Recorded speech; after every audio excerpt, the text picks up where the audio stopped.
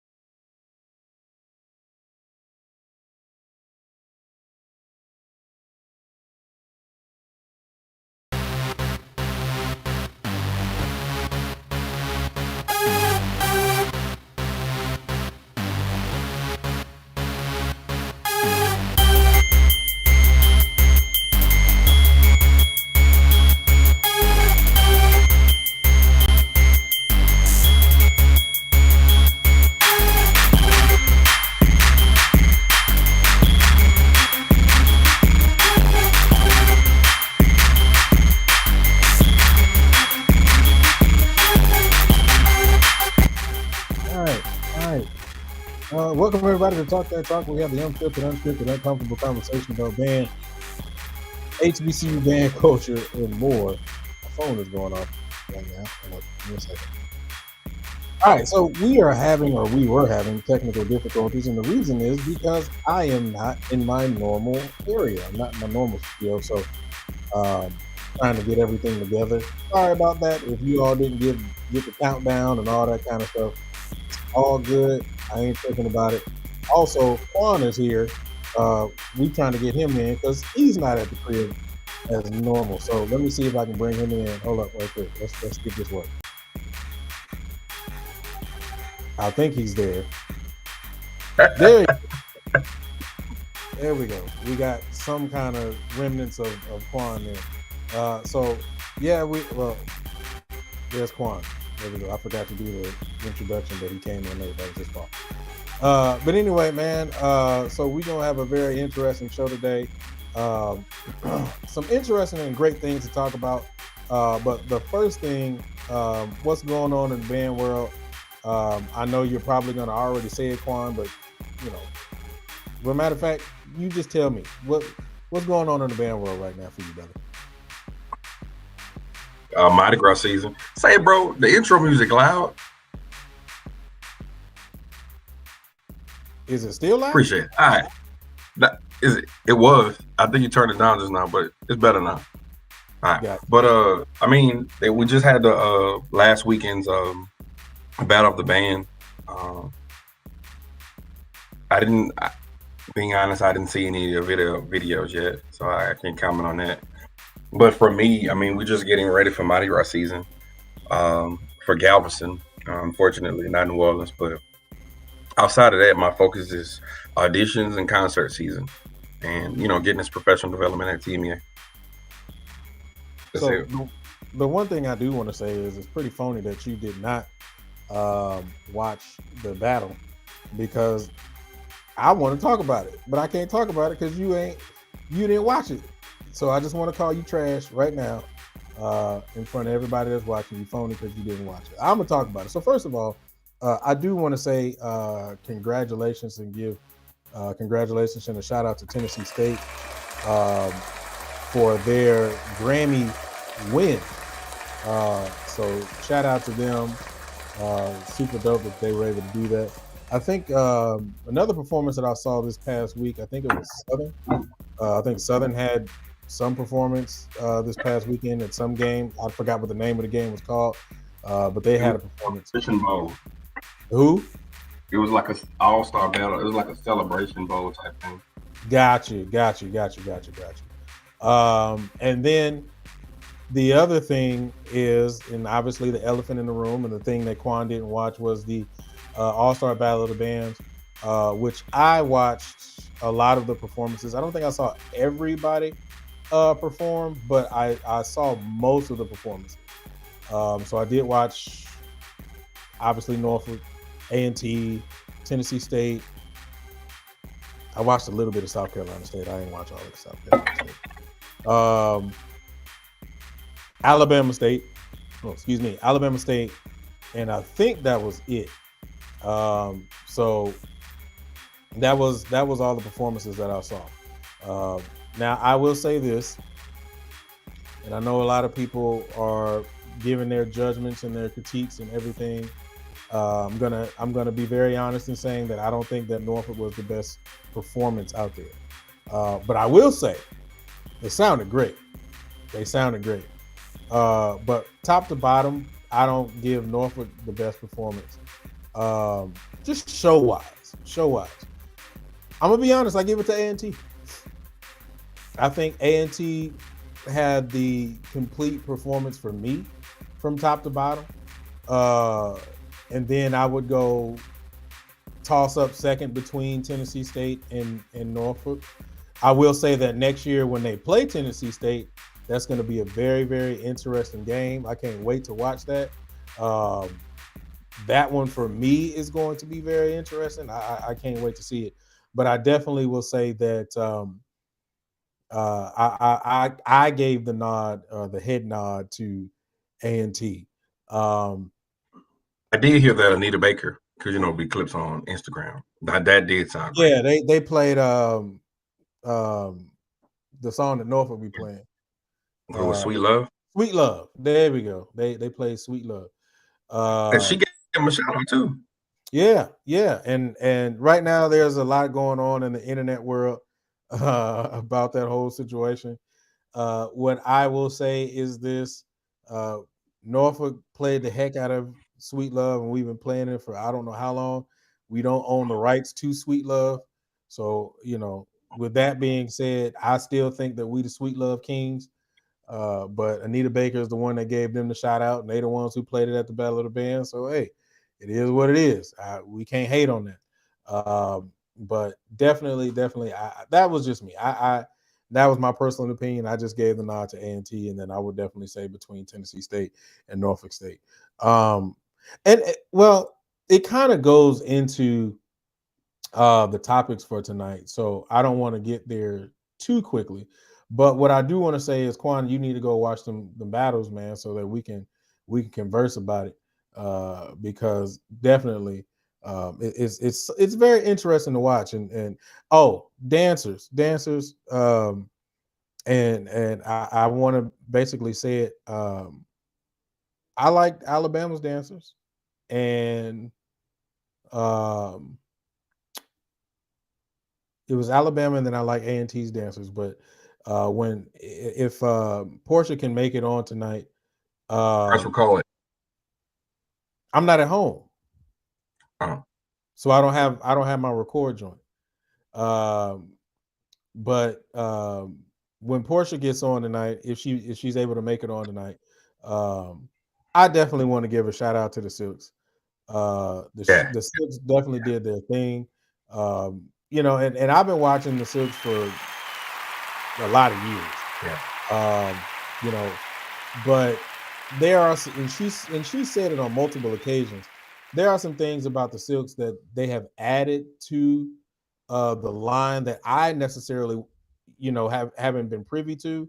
But watching them, perform on this particular show, I thought they did great. I thought they did a fantastic job, and I like the fact that they're using different color silks. Other than the common, the green and the gold, or maybe a pink here and there. Different designs, different looks. I appreciate that. But I also want to give a shout out to the all-purpose girls. I've been calling them all-purpose girls since undergrad. Golden Delight at A&T. The use of their flags. I think they were doing a slow piece and they brought out some swing flags, and I thought they did a great job of adding color to that formation, to that show. So I got to give them their props as well. So yeah, man, that's kind of my take on it. I know that later when we open up the room, and I didn't see Justin there, by the way, but I know later when we open up the room, some people might come in and want to have a conversation He about. I mean, he'll say the whole story, but he went on live on Instagram, and I was able to hear a portion of it. I think they didn't want to like let him down or something like that. I mean, he'll be able to explain more in detail, but like it's smash time, bro. Like I ain't trying to be funny. It's certain people in a band videography game that they the kings of it. They the Mount Rushmore. It's Justin. It's smash time. It's Killer Kale. Of course, we're gonna put what's your boy from Southern? I'm drawing a blank. Garrett? Yeah, like Garrett. Like it's certain ones that's like, that GOAT status. So I don't get it, but he'll be explaining more. Yeah, I'm gonna be honest. I didn't even think he was there, because I didn't. Not only did I not see video of him, but I also didn't see him down on the floor. So it was just to my understanding that he wasn't there. So you may be right. He may be able to explain in more context. But I did watch Killer Kev's videos. I think the first one that came out was A1 Media. I think they were the first ones to drop the video, and I think Bantu was the second videos that I watched. And then Lamix said they denied everybody, which is crazy. It's like, like this is another example. How you pronounce it? Is it Lamix? Lamique. My bad. Lamique. My bad. Sorry. I felt like a teacher, a substitute teacher, calling the kid's name is is Jamaica Tima there? Nah, but yeah, Rob. But I think just at the end of the day, bro, there's a disconnection between the two, between these event holders and the videographers, bro. They the reason why people actually come to these events. They're a portion of it, so just got to be better. But I mean, I think it goes back to the conversations that we've had previous times, right? Like, I think it's also because these people pay for an event to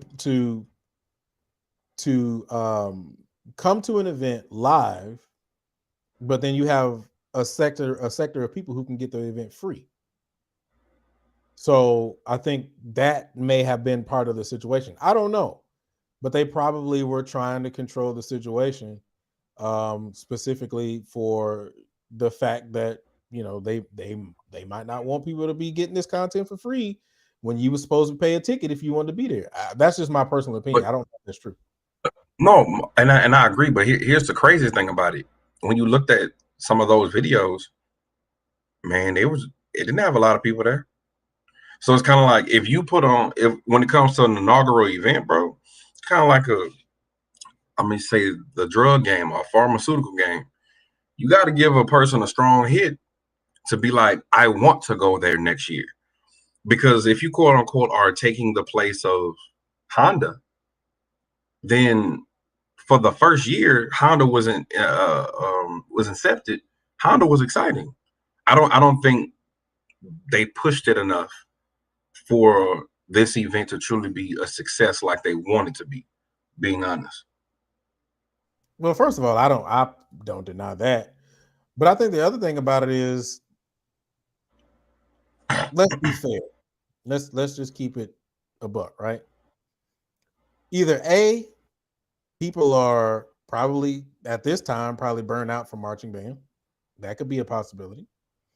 Or B, the powerhouse groups weren't there. And the powerhouse groups draw the attention, draw the attraction.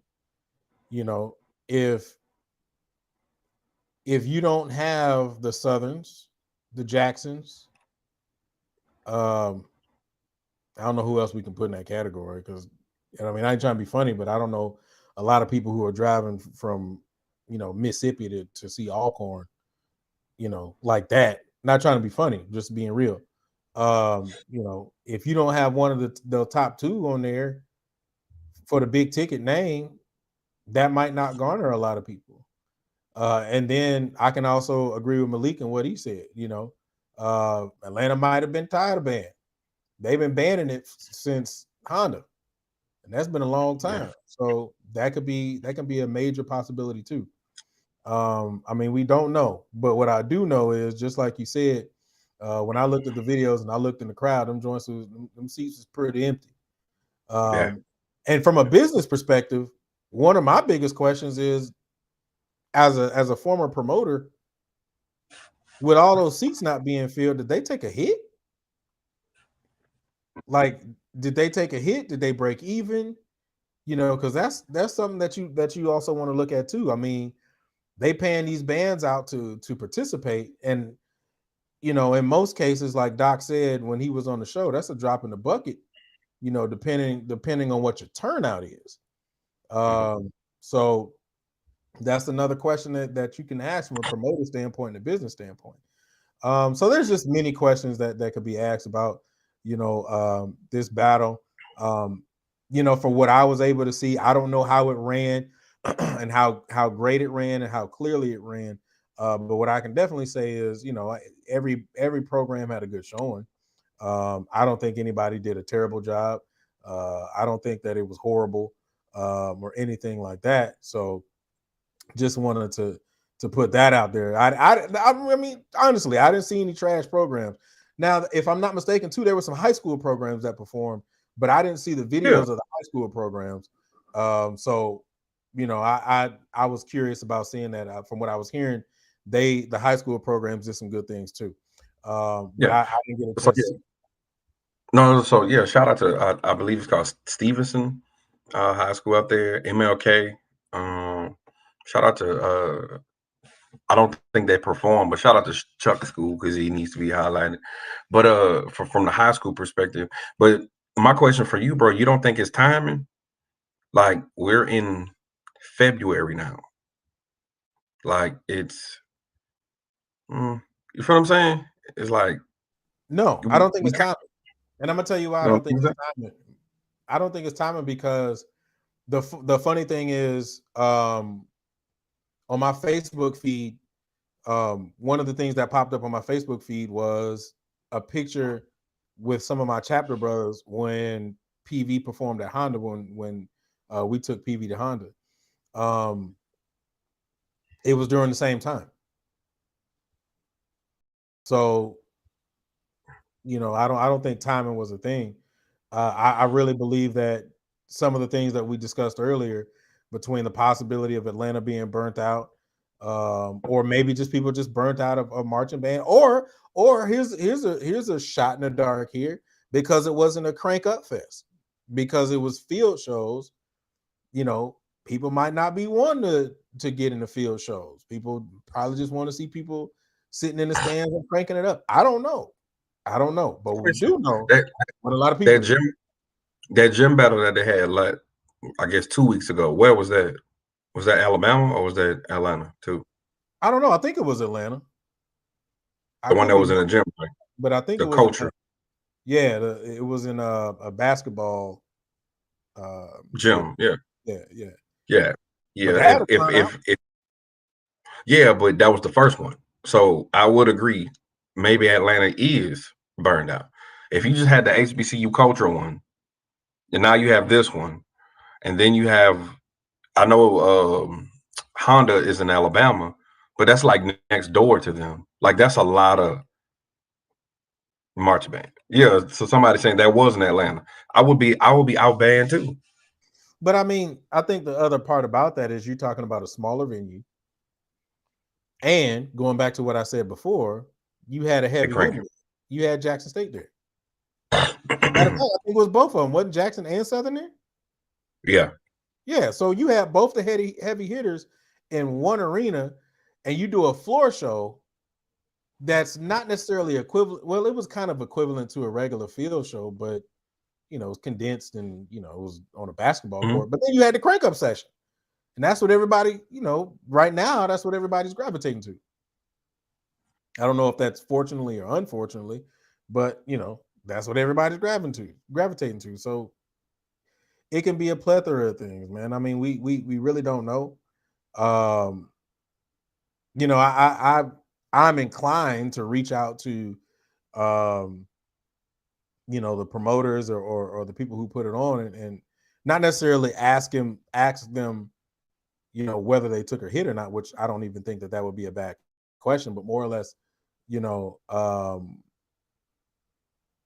what do you think the reason, or what do you think the things that took place that garnered either a lot of people or not many people?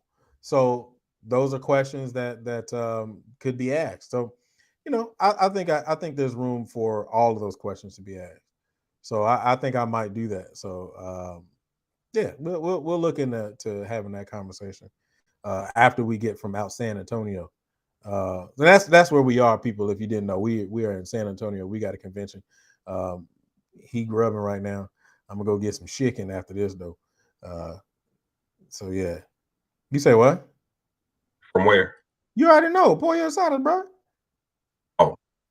Where you thought I was going? The wing spot? Nah. I went to Gus. I don't even know what a Gus is. Yeah, I had Googled it. And it's a place called Gus Famous Chicken.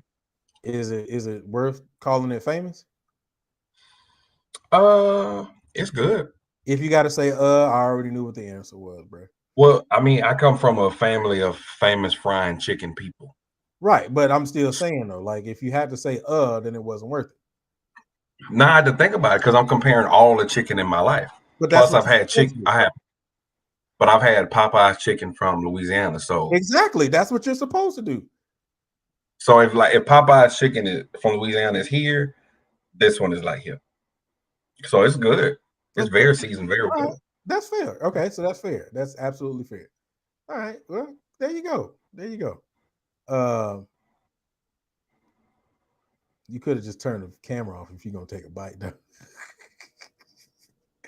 Anyway, man. Let's go ahead and get to these topics, bro. Some of these topics really are going to have to deal or dealing with some of the things that I was able to witness. Just watching the battle, and then actually watching Southern too, man. So let me start off the right way. Welcome everybody to Talk That Talk. We have the unfiltered, unscripted, uncomfortable conversation about band, HBCU band culture, music education, and more. Man, y'all go ahead and smash that like, daddy. Don't even wait on it. As soon as you come on it in the door, just go ahead and smash it. Don't even wait. All right. Also, please make sure you subscribe to the Passion Is Network and turn on notifications. This episode will be up on all your podcast networks. Just type in Talk That Talk, except for on Apple Podcasts, where you can type in Real Talk That. All right, man. Let's go ahead and get to these topics. So one of the things that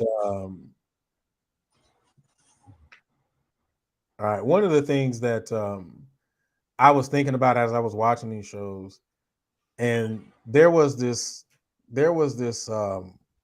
article that I found. So I want to, hopefully I still have it. So I want to bring up this article. I'm gonna read it from my phone because I forgot to pull it up on the computer. So y'all give me 1 second as I pull it up here. There's an article called A Tradition of Innovation, and it is by blockusup.com. It was written 6 years ago by Ernest Stackhouse. So he goes on to talk, and I'm gonna paraphrase it, but I'm gonna read some other things. So he talks about marching band, the construction of marching band. He also talks about Bill Moffitt and the creation of Patterns of Motion, and then how HBCUs took Patterns of Motion and I guess you want to say they kind of made it their own. And so he goes on to say something like this. And he talks about it in a lot of context. But the end of his message is this: I, for one, don't believe HBCU bands should significantly change the way they perform. If the product is distinct and unique to a particular school or band, then it is their intellectual property and a part of their brand, therefore should not be changed without careful consideration and planning. Then he goes to say this: think of it like this. There are many theme parks out there: Dollywood, Carowinds, Universal Studios, Disney World, Six Flags, Busch Gardens, etc. Disney arguably stands out as the best among them all. If Disney World decided to remove the monorails, the castle, Space Mountain, and It's a Small World, would it still be Disney? Would a move like that significantly damage the brand? I think it would take a major hit. Likewise, bands should not change those traditional things audiences look forward to seeing and hearing. So the reason why I brought that up is because I know that these are minor conversations that we've had on the show, but I kind of want to deep dive into this because as I watched the ATL battle this past weekend, as I watched Southern this past weekend, and I'm looking at some of the conversations that are happening, one of the things that is starting to stand out to me is that we're doing the same things and getting praise for doing the same thing. But when people do something different and outside of the box, there's this level of quote unquote boring and not exciting or things to that nature that tend to come about. And so after he gets finished swallowing his chicken, I want him to answer this question. Have we really progressed past the teaching of Bill Moffitt? Have we really progressed past the teaching of Bill Moffitt? Let me give him a chance to swallow. Pause. You on fire tonight, bro. You get out the house, you don't know how to act. Hey, man, I'm ready. I stay ready. All right. Nah, but have we progressed past? No, we have not. And I'm going to tell you why we have not. I do agree with some of his sentiment when he speaks about branding. However, every brand never keeps the same commercial. You can keep the same motto, update your logo, so forth and so on. But the brand has to remain good. And if the product is good, then you should evolve with the times, right? Now, they gave all them examples, but I'm going to give one too. Coca-Cola was originally for something else. It was medicine, but it evolved to a beverage drink. The recipe does not change. However, the marketing has changed, but a good Coke is a good Coke. Or if you're a Pepsi person, a good Pepsi is a good Pepsi, right? If they kept the same mentality, you wouldn't have like Coke Cherry. You wouldn't have the different aspects of Coca-Cola. It would just be the same, right? I think some of our issues as HBCUs, and if we're just going to be fair, I don't feel like we're studying to get a new sense of innovation in the HBCU community. And because of that, people expect the same thing, but we're not pushing to be new and innovative, i.e., not talking about them in a negative manner, but we just have to go there and be fair. When I was in Dr. Zachary's class on Pieware, we had to analyze field shows and drills and look at the maneuvers. Well, the first two to three chapters in Bill Moffitt's Patterns of Motion book is Southern University's field show. right? Hot dogs, pinwheel, slants, step twos, so forth. Not a problem. Now, the innovation of Dr. Greg's at that time, uh, it was I believe it was 1996 Jackson State show. That same show was the same show from I believe 2018. The exact same show. The only difference was they changed the music.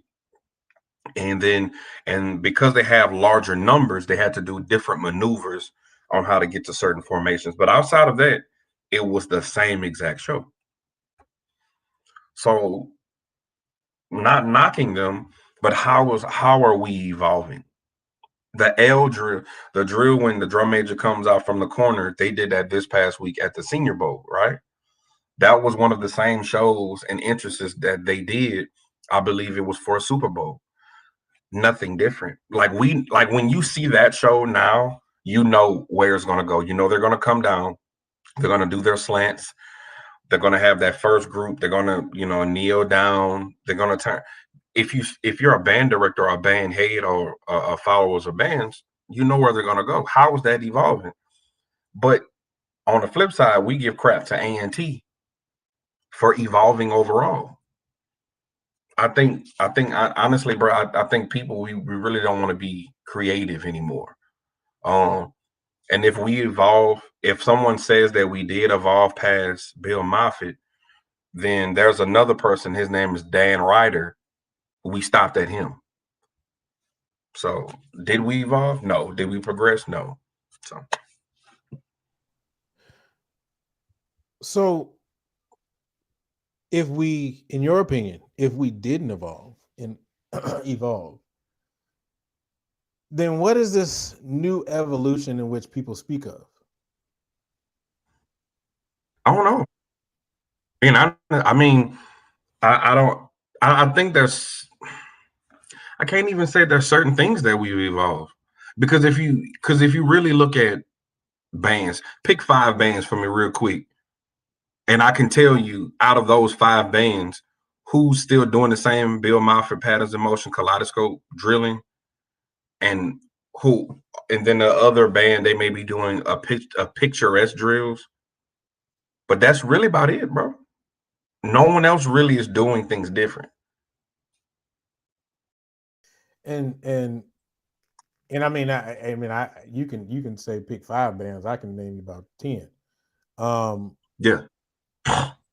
And I saw some other comments similar, and they're kind of talking about it in the chat, and we'll discuss that part in a second. But similar to the idea of people don't like programmatic shows, and they were more or less talking about Norfolk, in the sense that, and if you didn't, well, you didn't watch it, but Norfolk did a Beyonce and Jay-Z type show, so it was all Beyonce music for the most part. And that daggone Cuff It song, I think it's called Cuff It, by Beyonce. I'm so sick of it. I don't even like the song to begin with, but the fact, because I think Norfolk drilled to it, I think, and then a lot of people played it for their dancers too, and I got sick of that song. I was sick of it anyway. But people don't like programmatic shows, and then somebody was like, why doesn't Norfolk do the old stay with the Earth, Wind, and Fire stuff? So your idea is that for them and anybody else who wants to be able to do something different and step outside of the box and change themselves, you want them to go back to what they used to do in order for them to be entertaining to you?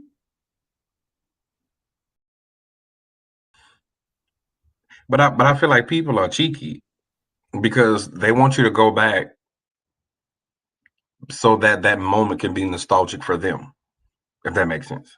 So it's like, at one point, and if we're going to be fair, I was like that too, because for the 4.5 years that I marched in the Storm, I did a drum feature every show. So when Dr. Zachary and you guys transitioned in and y'all didn't do a feature, we was like, bro, what is wrong with y'all? You see what I'm saying?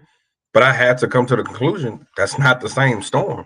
It's only one show that we did not do a drum feature, and that was our last Honda. That's it. But if we're just gonna be honest, bro, like people don't want to evolve, man. People don't want to evolve. I remember when Nathan Hamer, his first year over Southern Band, and then the song Happy was out.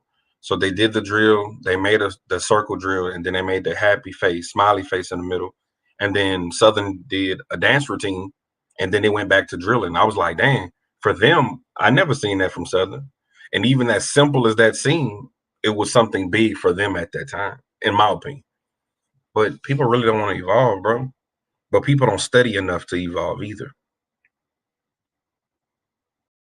And I think that's something that you're bringing up that I wanted to tackle as far as the studying thing, right? And I don't know if I want to bring this part up in another part of the topic or not. Let me look at the topics again before we can bring it up. We can bring it up. So I was in the gym the other day, and as I was in the gym, I was listening to music, but I was thinking about today's topics and stuff like that. And one of the things that I was thinking about, and it really wasn't about band and music and education, but it was, I think it was about politics. I think I was thinking about Black people in politics and knowing right from wrong. And my thing is this.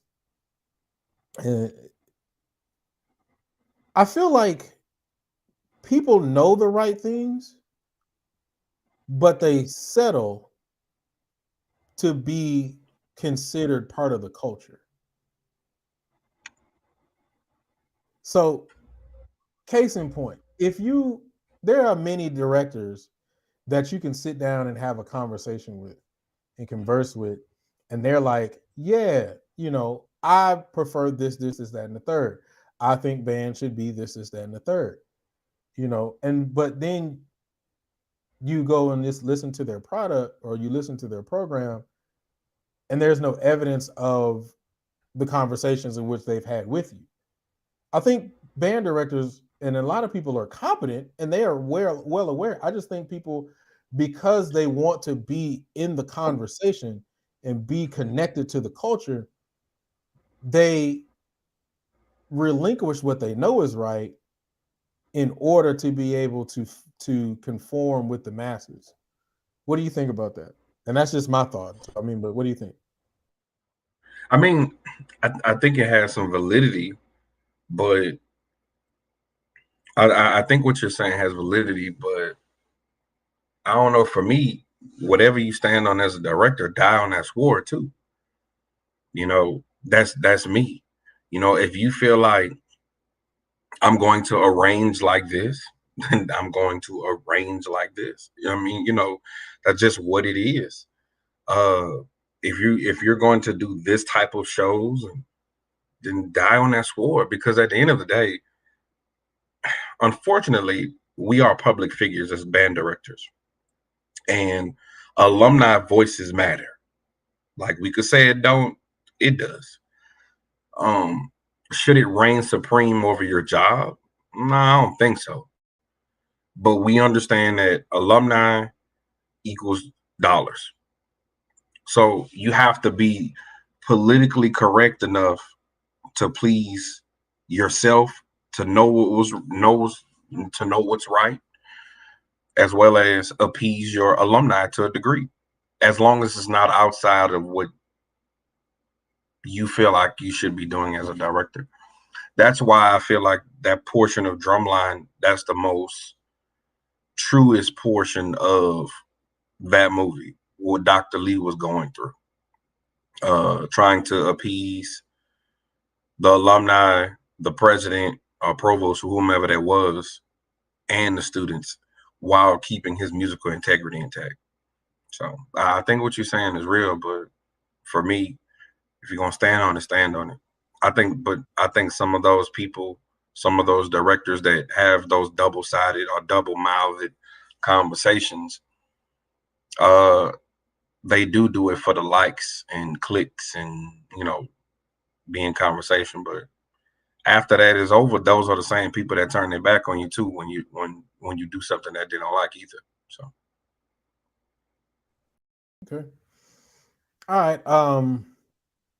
We're gonna keep moving forward, and we're gonna actually go a little bit deeper in this conversation by going on to the next topic. Welcome everybody to Talk That Talk. We have the unfiltered, unscripted, uncomfortable conversation about band, HBCU band culture, music education, and more. Man, y'all go ahead and smash that like button. Go ahead and smash it. Just smash it. Just take your finger, click on it, rub it just a little bit. All right. And also, please make sure you subscribe to the Passionates Network and turn on notifications. This episode will be up on all your podcasting networks. Just type in Talk That Talk, except for on Apple Podcasts, where you can type in Real Talk That Talk. And this is still in line with the conversation. I kind of want to go back really quick. I've said what Hazel Band has said before. I think the idea of having to create multiple shows to try to appease the masses can kill creativity. And I also think that social media does play a part in that. Media teams play a part in that, and that's no slight to anybody who has a media program out there, but it's just the truth, right? If there weren't that many cameras out there, I think more band directors would feel a lot more inclined to be able to take some steps back, relax, and be able to actually program a show that is, I guess you want to say, in all facets worthy of continually putting on the field. But I think what ends up happening is because we have to continue to create something new almost every 2 weeks. It puts a strain on creativity. So I've said that before. But yeah, I knew you weren't going to agree. But I know we'll converse about that later. But what I do want to say is I've been listening to Roland Martin a lot recently, specifically because of the Bethune-Cookman situation. And he just recently had a town hall with with the Bethune-Cookman alumni and so on and so forth. But one of the things that he said is something that we've hit on before, but he said it so perfectly. And he said he's sick of HBCUs, or he said it seems to be a trend of HBCUs having surviving conversations. When are we going to start having thriving conversations?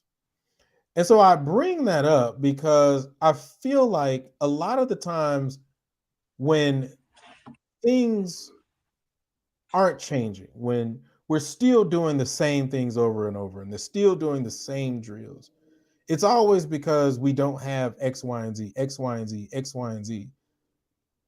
My question is, what are we doing to put these things in place to make sure that X, Y, and Z is applicable for us? And so the question is, what does a thriving conversation look like?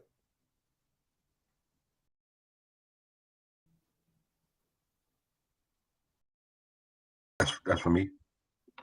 I'll throw that out there. Yeah, I mean, it's not for person. Shut up, bro. I mean, I don't know, because unfortunately, even at our sector, like the conversation we had earlier, we fighting to survive too. And I think as African Americans, we know how to fight. Maybe we really don't know how to thrive. And if we do, it may be small portions and pockets, because there's always an aspect of improvement. And what I mean by that is, okay, on this show alone, we've spoken about how great Norfolk is, but we also talked about how deplorable the music building is. So is that thriving because you have a great ensemble, but then your music facilities are not up to par? But I think Is that thriving? I think that goes back to the questions that we've asked before, right? Mhm. Why do we embrace the get it out the mud culture? But I don't think. But Well, what I was going to say is because your question is valid, right? Like we can produce something great coming out of that particular situation. Is that thriving? Are we saying we're being successful because of the fact that we were able to do it with little? No, so for me, I think when you're an educator, there's a selflessness that you have because of the kids. You feel what I'm saying? So it's like it goes back to the kids. We know from the administrative perspective, we know what we need, and we low key want to tell our administrators, give us what we need, and then go in your corner, and then we're gonna make you look good. Low key, like from what's it 300 Empire, when the woman was like, go sit back on your throne that I made comfortable for you to sit on, type stuff. Like if we just had what we needed to have, then you could go on about your business. We're gonna make you look good. But the problem is, it's in the psychology world, it's called breadcrumbing. Like I'm gonna give you a little bit of this because I'm a bait you long enough to stay here, but I'm not really going to give you everything that you really need. You feel what I'm saying? And I think that's some of the problem that we have. So when you really sit down and think about it, we're just trying to help the kids get to the next level, because some of the kids that we teach, we know if they go back home, what are some of their consequences? It may not be the best. So we're always surviving, trying to pull the kids, and we know how to make $1 out of 15 cents. That don't mean we want to. I think honestly, just the cards that we were dealt with, but that don't make it right. But until students, until alumni, until the masses, get upset about it, it's not gonna change, bro. But I think that kind of speaks to, and I want to bring this back up to talk about it. It kind of speaks to the Ed Reed situation, right? Mhm.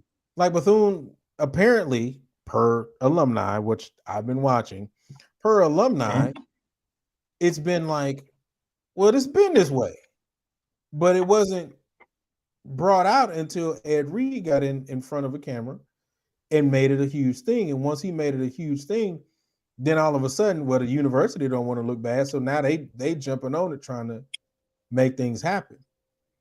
Why can't a thriving conversation, specifically when it comes to band, music education, so on and so forth, why can't a thriving conversation be like, hey, you got these problems? All right, I got these problems over here. You got these problems over here.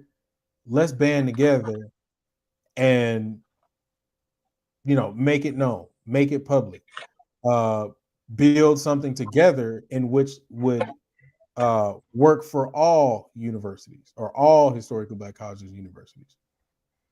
So for two reasons, in my opinion. Number one, we have to show a true sense of solidarity amongst all HBCUs if we really want to do that. That's number one. Number two, I may be that one band director that kind of get what I want, right? So if I kind of get what I want, I'm not going to ruffle up the feathers of my admin standing in solidarity with you, because then I may lose my job, because at the end of the day, what you're saying in those alumni from BCU is valid, but Ed Reed still lost a job. So you have to be willing to die on the sword, bro, for that change to take place. When they started to look bad, that's when the change happens. If Ed Reed wouldn't have said nothing, it would have been business as usual. Until that mother that came out, that went on that podcast and exposed that that they had $30 vouchers for food and so forth and so on, man, nothing would have changed. But that's the unfortunate thing. Somebody have to gain, somebody got to die. That's unfortunate, but that's the real. Somebody got to lose for the masses to win. I don't disagree with that. I mean, look at the community. Our leaders our leaders, when we talk about the major leaders in our community, we're always talking about we're looking for a leader now, but Mhm. how many people are willing to, like you said, die on the sword? You know, So, and that part I don't disagree with. Um, and if we're gonna be fair, bro, there are times when even us on this show, what we say, man, sometimes I gotta pick me, which is valid, right? We have families to feed. We have things that we want to do. But sometimes, if we want that greater good of changing, prime example, I know a band director, um, administrators told them, hey, I need you to move, I'm gonna put these kids in this class, but have them move stuff around, like make them like EQ. Now, if he fails those kids because they're not staying for after school practice, he know he will ruffle feathers. But on the back end, he may lose his job because they may find something to let him go. Are you willing to do that? That's the question, which sucks, but that's the question. damn. I mean, so I guess it's safe to say that we become a selfish community, or are we still selfless? It Because depends on who. I was going to say, I think in order to have these thriving conversations, you have to be selfless in order to make it happen. I think I agree. You have to be selfless. So, for example, if I have a plate of food, that's one thing about me. You've met my mother. I wouldn't eat unless y'all ate. That's just how we came up. I have 12 brothers and sisters. All of us ate. And if my grandmother had to break one slice of bread in 12 different pieces, we all was gonna eat. It doesn't matter. I don't think as a community we truly have that sense of togetherness anymore. From a point of view of, I want to make sure that not just my high school wins, but Luke High School wins across town. That not only my feeder pattern is established and set up, but the one across town is established and set up. I don't think we have the mentality right now. I think our mentality is, I want the biggest band. I want my program to thrive. And even going into rolling this over, you said initially about politics. The problem is we're not holding the people who have that type of authority and autonomy accountable. We're not. We're having principals in these positions. We have superintendents, SSOs, so forth and so on. We're not holding them accountable for what it is. So how can you win, bro? Do you think we've shot our own self in the foot with that? I mean, because when you look at it, and honestly, I don't have a problem with it, but these are just things that are coming up in my brain. When you look at it, have we created a system where it's taught us not to work together? Because everything, when you talk about specifically adjudication and stuff like that on a secondary level, when you look at it like that, we're taught to only focus on our thing. So do you think that we've shot ourselves in the foot because of that reason? So because we're so focused on our program and our thing that it's just become the norm? Yes. So yes and no. Yes, I think you should be concerned about your business. Don't get it twisted. But as an educator, it should be for the greater good of everybody. I think, like, when we speak about diversity, equity, and inclusion, that means everybody should be winning. And what winning looks like in my school may look different from your school, but we still should be making strides to win. The problem is, many of us are so consumed with our business, and to where we're not even trying to even share, excuse me, the knowledge or know-how on how for this other person to win. You feel what I'm saying? So it's like, it's a catch-22 with it. Also, let me say this: the power of the option, the illusion of options, have also destroyed our community as well. All magnet schools, bro, it doesn't make, just because you slap magnet on a school, don't make it a good school. Just because you talk about pre-AP and all that stuff, that does not make it a good school. And the truth is, sometimes when they talk about pre-AP, you put them kids in pre-AP, they have more work, but their GPA suck. Now they got a college GPA that they can't even really pick up because now they got a 2.0 college GPA and they trying to go somewhere else. Sometimes we create systems that are failing the kids, but it looks good on paper. Yeah, we have pre-AP. You can graduate with an associate degree here. But if they wasn't doing their real work, then what? I think we lost our sense of community. To answer your question, Donald, we lost our sense of community when we desegregated schools. Because of the difference when you all you have. See, this is why I wish I had my soundboard, because I wanted to hit my I agree, and I can't do it when I'm not at the crib. See, this is not fair. But no, I absolutely agree. Because prime example, I was no, I just wanted to say this. Like, we was talking in a barbershop yesterday, and so we were speaking about how of the greatness of Mr. Thornton and Willow Ridge was at that time. Now, two other schools were established in that area a little bit later. I'm not gonna say school names, but the Buffaloes was one, and then the Hurricanes was another. Now, somebody said, well, the school was busting out at the seams, so they had to. And I was like, nah, you could have expanded the school, right? So, but because of the illusion of an option, you now split at one point a school that was winning state in basketball, state in football, we're going to say a nationally known, world-renowned high school band that was honestly the first hybrid blueprint, period.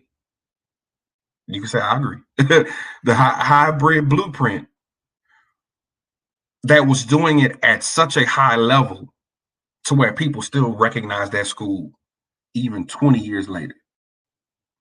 All right? You split that school up. So the power of an opinion, and now all three of those schools struggle in different manners because you thought, well, a new building looks better, but the new building wasn't reliable. So now the new building, so now you split your athletes up, you split your band program up, you split other things up. So you lost your sense of community right there. That doesn't happen in predominantly white neighborhoods. They expand their schools and then those feeder programs, because that particular district, bro, and I know, the black schools only get one middle school feeder program. But and that I kind of was gonna jump in there, because you're not wrong. Jump in. You're not wrong in what you're saying on that particular situation, but I don't even think that situation was a black person issue. The black people weren't upset. The black people weren't complaining about too many kids. I was a student during the time of when they built the first, I don't mind saying it, Hightower. I was a student when they built Hightower, and I don't remember no kids packed in classes. It wasn't happening, bro. But that was designed through the district. And for people who don't know, and I'm gonna be honest, people who don't know, that district is a predominantly white district. At that time, we were the only African American school, and we were, like Quan said, thriving. We were doing well, and I'm talking about on all standpoints. We went to the state. We had state basketball 2 years back to back, 2000 and 2001. had NBA players graduate from the school. Yeah. NFL players graduate from the school. So I don't disagree with you saying, because once that's separated, that split all of us up. They rezoned it. But I also think, once again, that was by design, not through the community, because the community wasn't asking for it. That was by design through the district, because the district wanted to split us up. So my thing is, bro. So then we can reverse some of. I'll retract some of my statement then previously. Then we know what striving looks like then, if we're going to use that example. But the issue is, when we strive, then they change the rules, the system.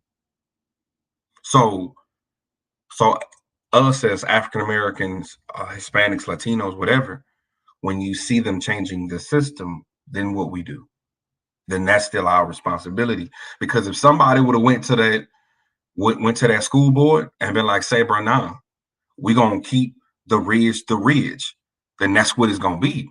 But you did have some of us that was like, nah, well, I'm gonna go to the new school, because we get excited about shiny new things. We all love a new baby smell, and we love the new car smell.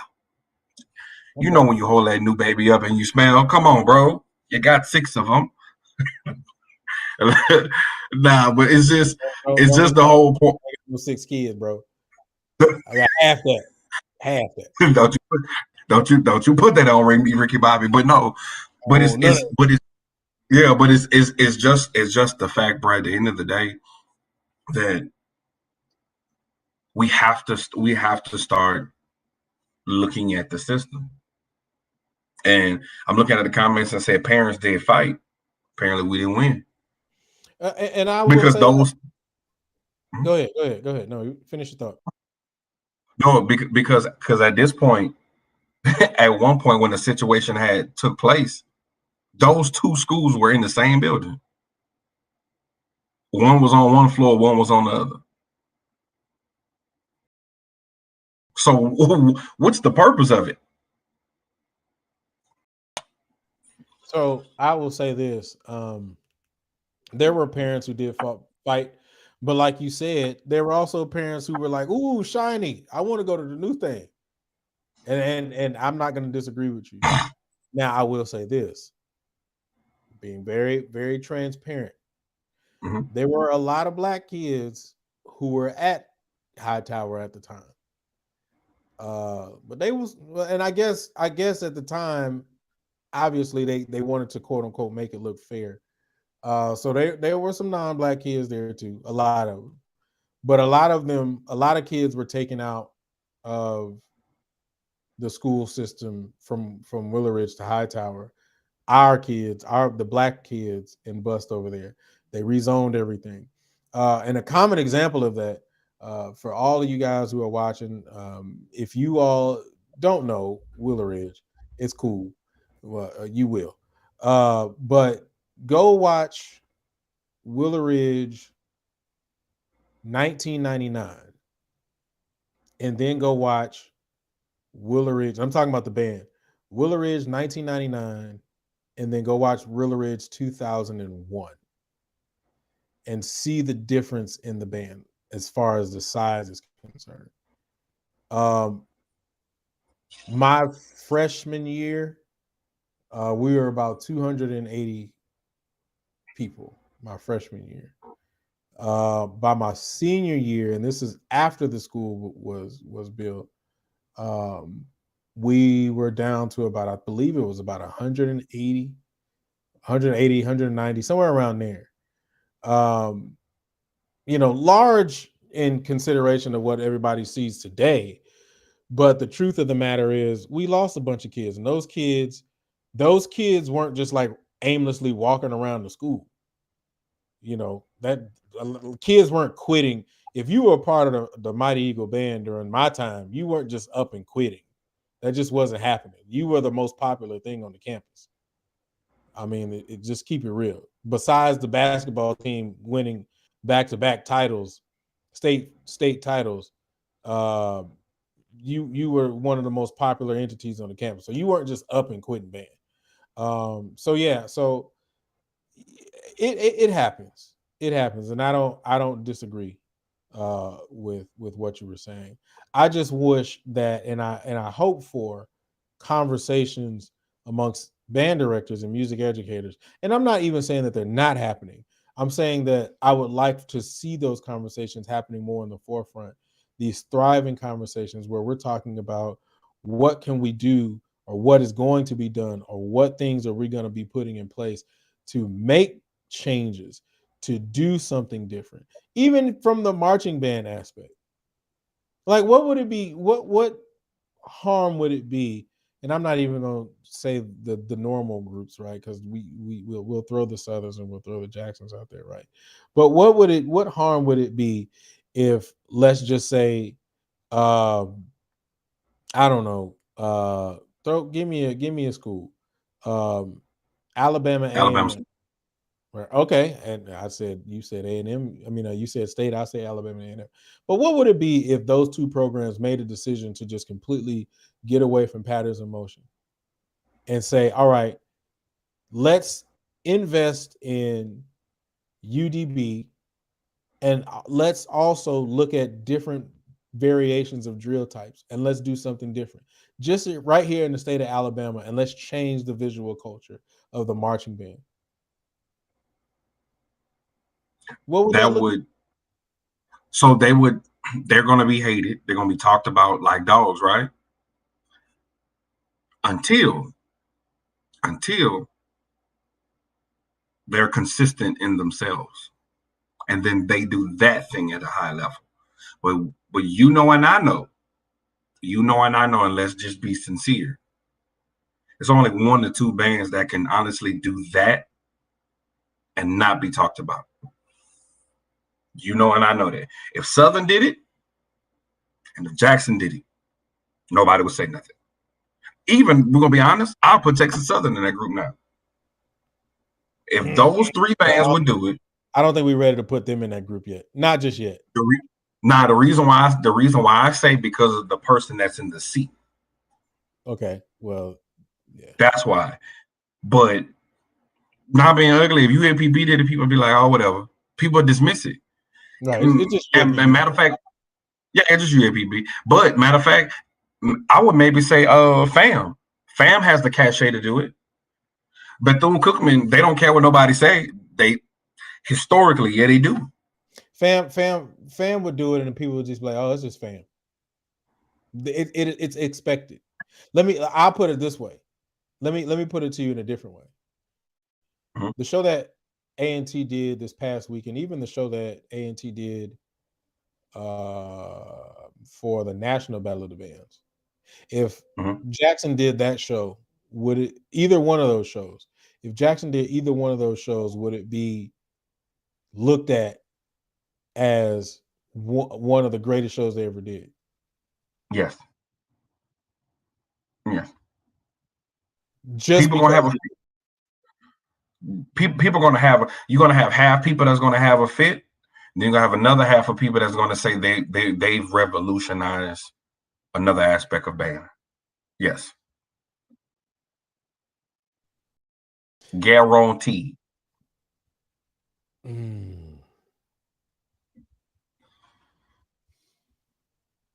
So but then that gets on the conversation of tradition. Mm-hmm. Right? Stepping outside of those boxes. Is there a fear of losing the idea of tradition? Kind of going back to what you said when you were talking about the box doing a feature in every show. Yeah. But guess what though? I'm gonna be real though. I prefer now not to have a drum feature every show. See, that's what I'm saying. It's like I look at it like this because is that Michonne, the Black Fox? Yeah, sir. Okay, so like Michonne just said, like JSU starting to do more theme shows. I think overall people have been doing quote unquote theme shows for a minute, like song wise. But I agree. I can't press the button, so I just you're good. But in regards of the same figures, formations, that's been the same. they're gonna do the Like, Tiger Run and they're gonna spell JSU every single time. right. So put it like this. When I was doing the class with Dr. Zachary, we had to analyze both shows, like styles and whatnot. If you look at Southern University, they come in on the left side. Drum major come out, do their thing, right? Jackson State, they do their Tiger Run on the right side. Both of them come out, do their formations. You know, Jackson State gonna come out, do their JSU. The drum section is gonna march on the side. Like there's certain traditions that I get that you don't want to break away. Even put my alma mater in it. We know we're gonna come on PVU Entertainment Tonight, butt kicking, playing, whatever that may be. Cool. We tried to get away That's from that. one thing. But I don't think you should remove that. But what I'm saying is, but we never removed it though. We just put it in the no, y'all did. Oh, Cool. Hey, and guess what? I don't even think, I'm gonna be real. I don't even think I was even paying attention to the Storm at that point because I was trying to start my career. But I wouldn't like. I think the problem is keep the tradition, but traditions. I saw a meme that says a tradition is nothing but something that was established by dead people. but I'll take it even a step further. On our show, when Rick was on the show, he said something that was close to the fact of traditions weren't always traditions. Mm-hmm. They were just something that people made up, and then they said, "Oh, that's cool, we'll keep it." Right. And then it's made a tradition. Right. There are some people who in Norfolk's band right now, when they play neck, had never heard the go-go beat in which I was used to.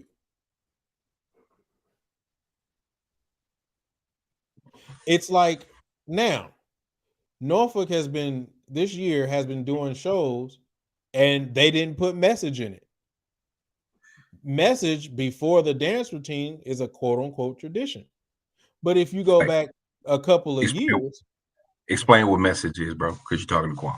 I'm sorry. Earth, Wind, and Fire, Message in our music. Okay. I'm not gonna hum it for you. Just go look it up. Anyway, but that was a quote unquote tradition, right? But if you go back some years, Message was actually played before the dancers performed.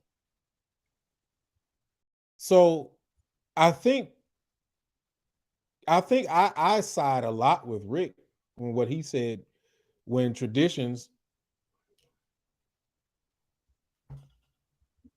weren't always traditions.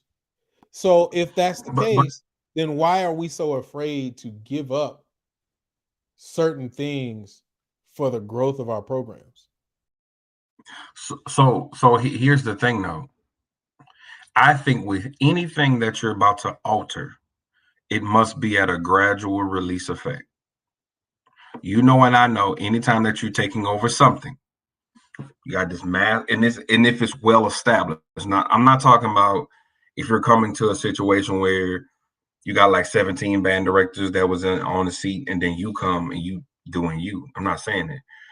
But if you're coming to a program such as a Alabama State, A&M, whatever,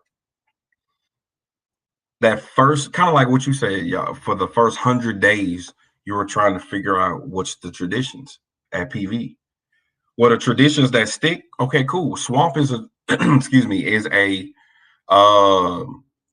what's the word? Swamp is a tradition. Entertainment Tonight is a tradition. But cool. isn't it a tradition? It wasn't a tradition before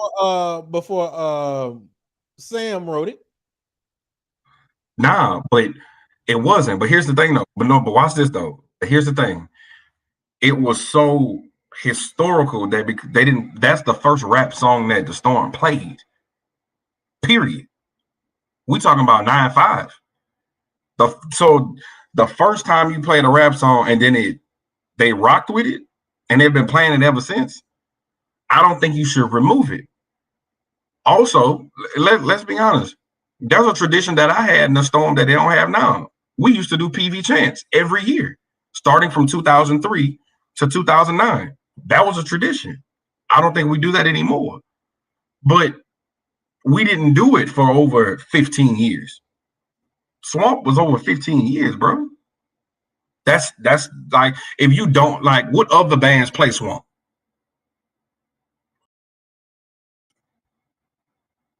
So that was our thing. So I certain things, I mean, we can label as traditions, right? But I think the other half of that is, once again, I don't think that our quote unquote traditions should affect our growth. And I think that is, I think that is the problem, I think, that we see, or that I see, that plagues us sometimes. Do you think that more creative drills can be done by Jackson State if they're not always coming out of the JSU? Possibly, yeah. Because it gives them a chance to do some different staging. Correct. But if everything comes directly out of the JSU, then that limits their creativity in drill design. But and I agree. So, but I have this question to ask you. How many minutes does the PVU and Entertainment Tonight take up? We clocked it one year. Mm-hmm. From March on to set up, I think it was like 3 to 4 minutes. Let me see. Let me see if I can ask.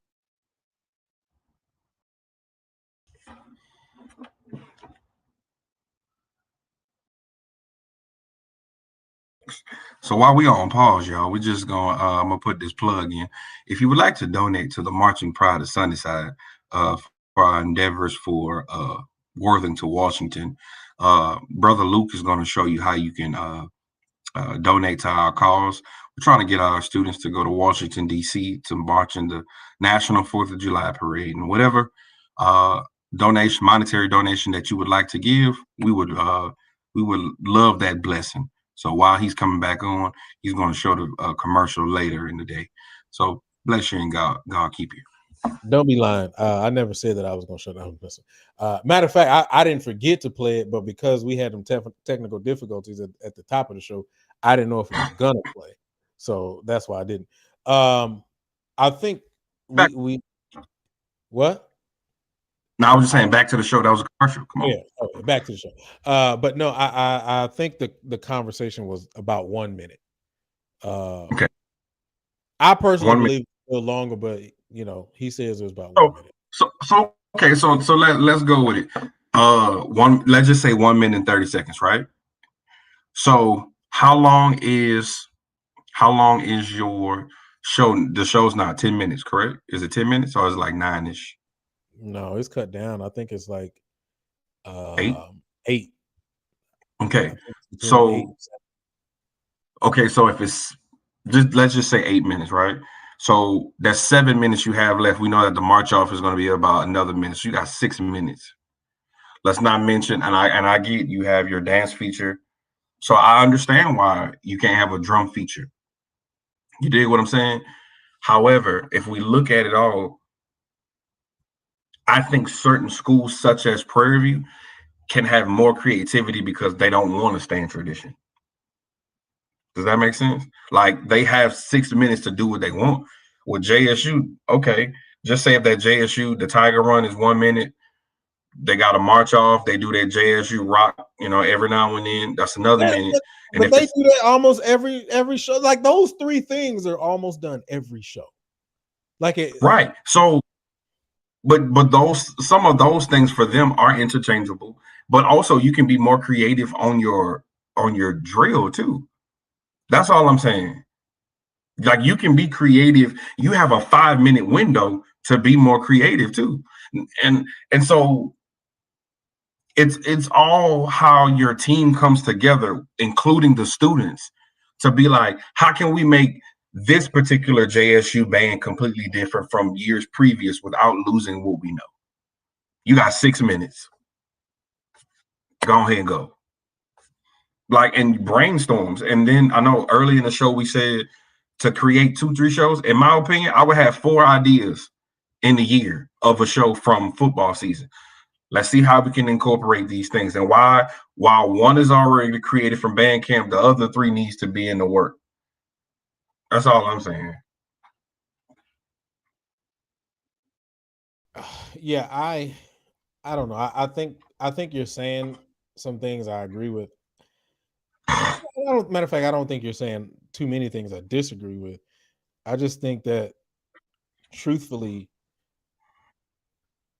at what point do we say, to heck with the tradition? I want to progress and move forward and do things differently. And I think that for me is just the question that I have, right? I know that the alumni base is important, but are we trying to grow musicians? Are we trying to, I think it moves a lot back to the question that I asked before, or that I've asked once before. Do we have consideration for the music education majors that are in these programs? Do we truly consider them, or do we say, well, we're just entertaining, we're trying to move past them? And my once again, I always ask the question: if you take a music educator, and we have to have certain core classes, you take a music educator and you put them in a math class, or their algebra class, or whatever math class they have to go to, and there's somebody in there who's a math major, they're not going to adjust. That professor is not going to adjust what they do to fit the masses. They're going to teach what they're supposed to teach, and it's your job to get on board.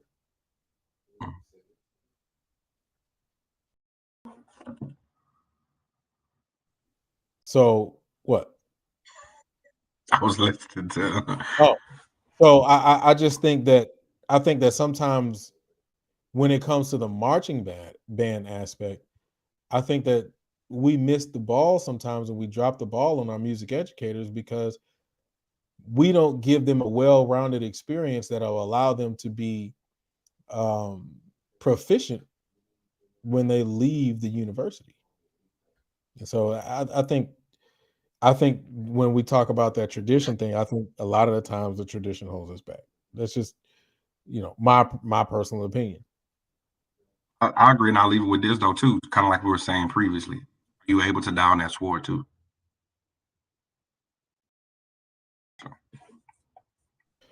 All right, man. Let's move on to this last topic. Only reason why we're doing 3 topics today is because we out of town, and I'm gonna be honest, I was on the road. Your boy ain't ate nothing.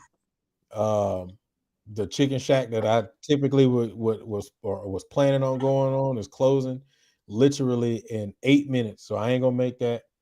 I was gonna hit that Gus's chicken. Gus. I was gonna hit Gus, but Gus closing in 8 minutes too. So I'm gonna have to find some food round trip.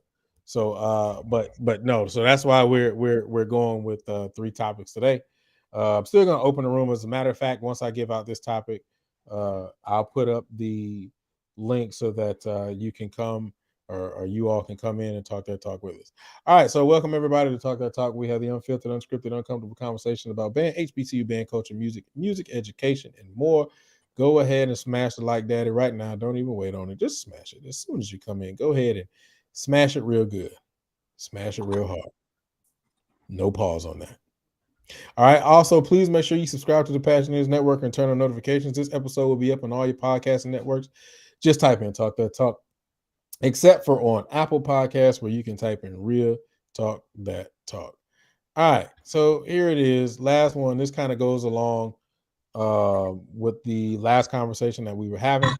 Is it about pleasing our people, pleasing my ego, or setting standards? Is it about pleasing our people, pleasing my ego, or setting standards? Being honest, dear brother, to a degree is all three. To a degree is all three. If your standards are to educate, which they should, to inspire, to uplift, yes, that should be your standard. But to say that no one has an ego is just, we would be hypocrites, because some of us, like, sometimes you have to look back at your creativity or your work and be like, bless God, I did do that. You know what I'm saying? And then when it comes to people, it should not be everybody. But to say, hypothetically speaking, if you were the band director at Willow Ridge, right? And you take over that program and you do your thing. You build that program to where it's similar to the glory days of Mr. Thornton. You're not going to sit back and be like, and marvel at what God has blessed you to accomplish.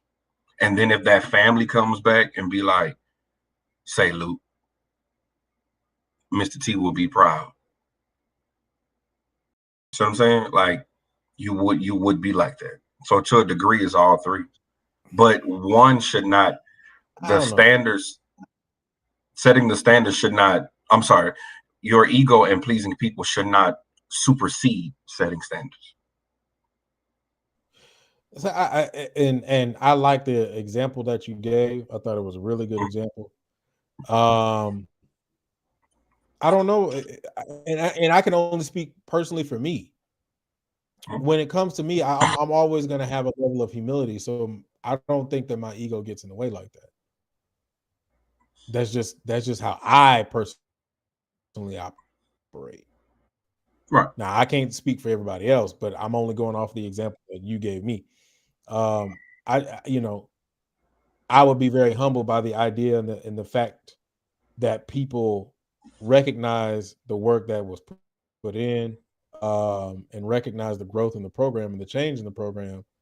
But I don't think that there will be an ego involved in that for me. So, I want, for me, if I'm just using that example, I would want my standards set. I would be focused on educating the student and making sure they're getting what they need. I mean, obviously, yes, having a good time, but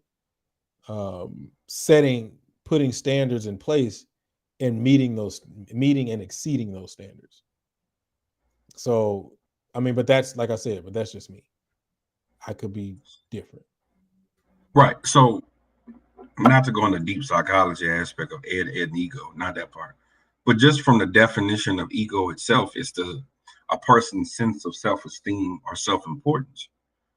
Now, you and I are similar when it comes to those things of operating with humility, right? But you can't tell me, like, when you write a fire arrangement, you be like, boy, look at that arrangement, that's fire. Like, and like sometimes you be like, you marvel, be like, damn, I did do that. You see what I'm saying? That's ego, that's self-esteem of self, but you're not superseding it to where it's like you walking around here, I'm the king of arrangements. Nah, you're not going that far. That's what I'm saying. Because as a person thinks so easy. So it's like, if you don't think that you important for what God has blessed you to do, to as a leader, that you've translated your vision onto these group of kids, that's why I'm saying you should have one, but it should not supersede the standards. And if your core values as a person is, my job is to inspire, to teach, and to educate. If it don't supersede, then that, because there has to be a sense of a healthy ego. So I can kind of get what you're saying and kind of agree with that. I think what where I'm looking at, or where I'm speaking from is like the boastful kind of Yeah. ego, right? Does that get in our way sometimes? Yeah. That can. Yes, absolutely. Absolutely. Hmm. But my question is, those that really do that, are they really secure with them? And that may be going into something completely deeper. You feel what I'm saying? But I was always taught that the loudest, the empty wagon makes the most noise. Mm. So I mean, because I believe that people should brag on you. Not I shouldn't be going around and Twitter fingers and such and such. Like somebody should be like, man, look at that band. That band good, That boy good. And the truth is, yeah, you feel me? And it does feel good when the alumni of my school, they be like, you bringing the band back. We started with 8 kids. Now, we're at 40, 70 total with everybody in auxiliary and everything. So when people say, man, you bringing it back, like, thank you, man. I appreciate that. Everybody wants to know that they're doing a good job. So, but I just believe let other people brag on you. So, and you just brought that up. So at some point, and I know you kind of brought that up when you were basically saying it was about all three, but I want to kind of dive deeper into this because of what you said. When you receive that, does a lot of your outcomes, because it's kind of like when we've talked about this before, the dopamine hit, right? For people coming up to you and giving you the accolades, and you want to continue to feel those things, right? Has it then resulted to pleasing our people? No, not for me. No, because me striving to set my standard resulted in the product. That's why I say, to a degree, like when a person comes up to me and they give me that compliment, bless you, bro, for sure. Thank you. Like give you a little pat on the back. Look, it gives you more, sometimes a little more mustard to go the next day. I'm seeing. I appreciate it. But the standard that you set gets those results. That's why I say, to a degree, you have to have all three. But the ego and pleasing people should not supersede your standard.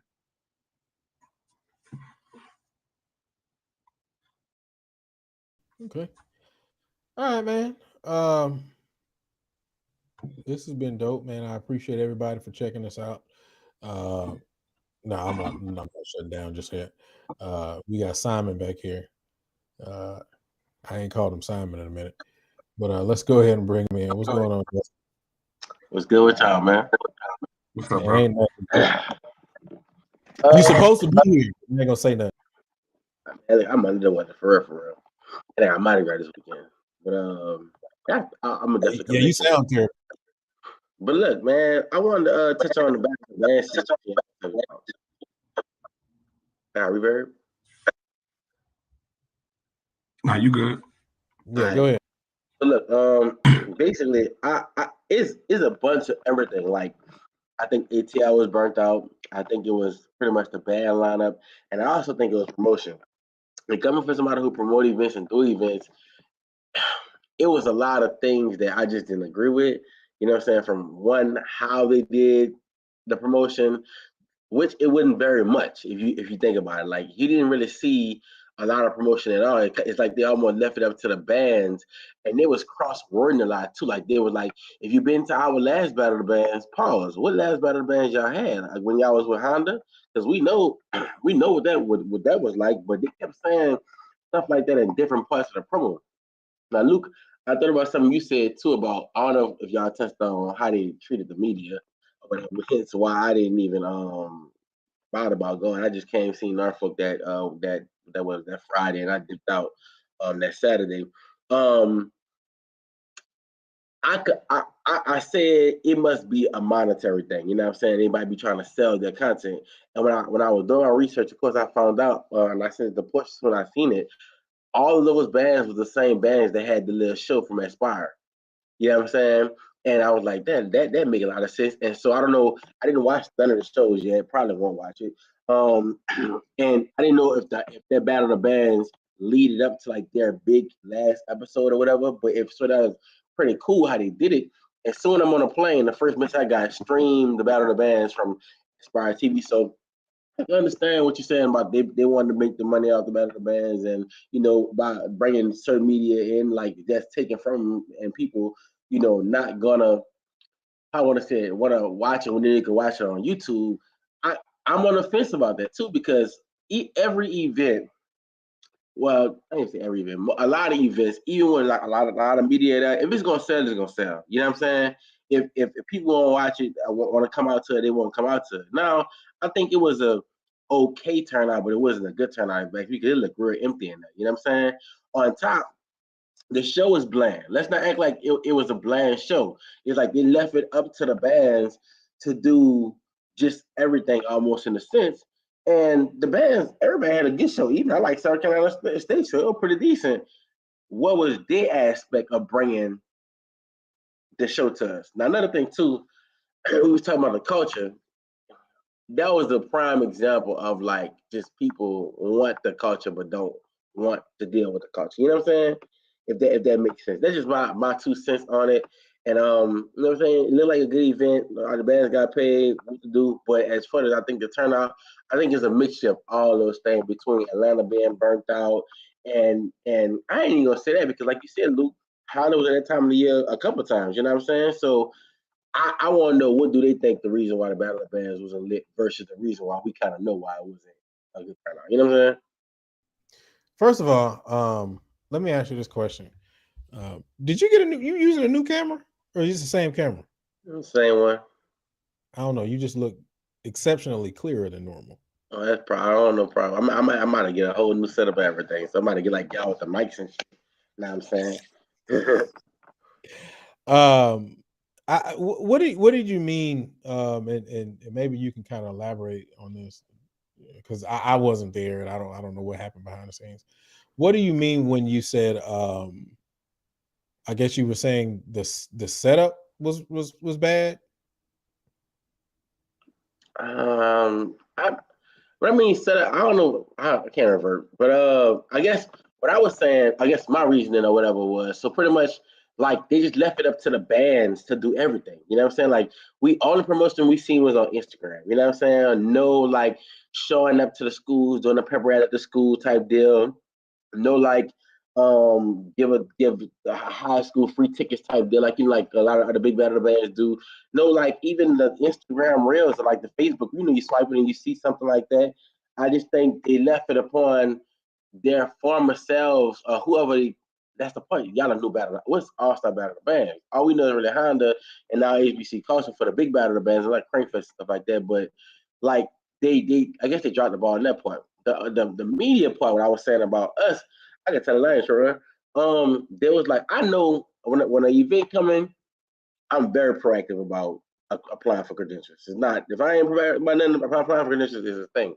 I know some of the other videographers was telling me they told certain ones like y'all can only get 2 passes, which is cool.